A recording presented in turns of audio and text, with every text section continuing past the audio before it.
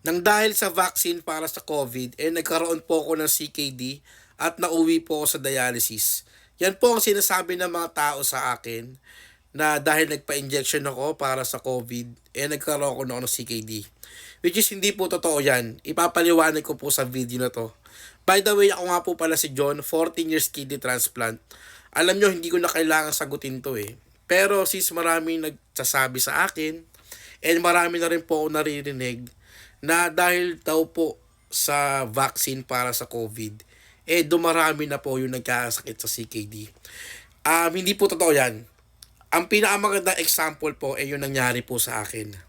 Kung ang sinasabi po nila dahil po sa vaccine para sa COVID, nagkaroon ako ng CKD, which is hindi po totoo yon.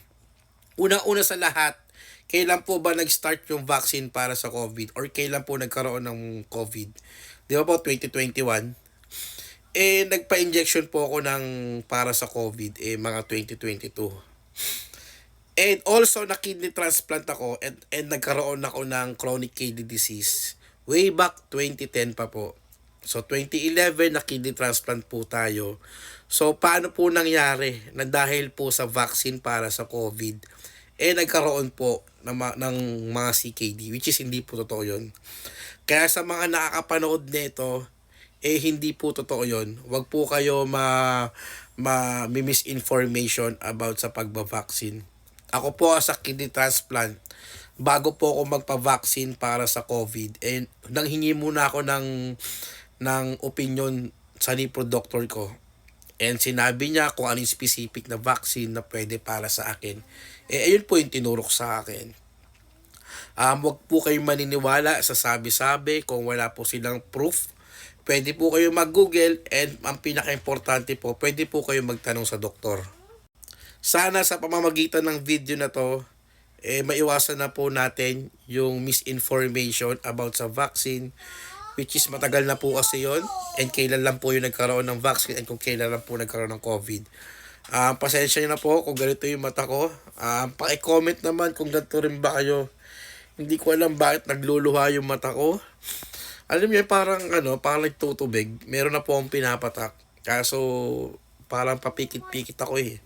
Hindi ko alam kung dahil sa pagmamotor ko or sa puyat or sa pagsa-cellphone. Sana kung katulad ko kayo, ano yung ginawa nyo. Pero syempre, sasabihin ko po sa doktor ko, mangingi lang po ako sa inyo ng mga advice. Ako naman na mangingi sa inyo. Yun lang po, sana nakatulong tong video na to and uulitin ko po ulit. Hindi po totoo lang dahil sa vaccine, nagkaroon po tayo ng CKD. Maraming pinagdadaanan. And also, hindi po totoo na dahil lang po sa lifestyle. Marami pong maraming cause kung bakit nagkakaroon ng CKD. Huwag niyo po sisihin ang sarili niyo. Isa lang po yung lifestyle. Marami pa rin po, like tulad sa akin, hypertensive ako, ganyan, and also lifestyle. Meron naman dahil sa pananakit lang ng lalamunan, diba? Kahit doon nagulat din ako na meron pa na nangyaring ganoon. Meron naman nasa lahi, diba? Meron sa diabetes.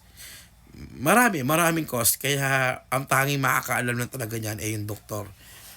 Yun lang po, ingat po palagi. Pasensya na kung late na tong video na to at magpapahinga na po bukas ulit. God bless po kung nasan man tayo, mas importante pa rin ang kalusugan natin. Ingat po palagi.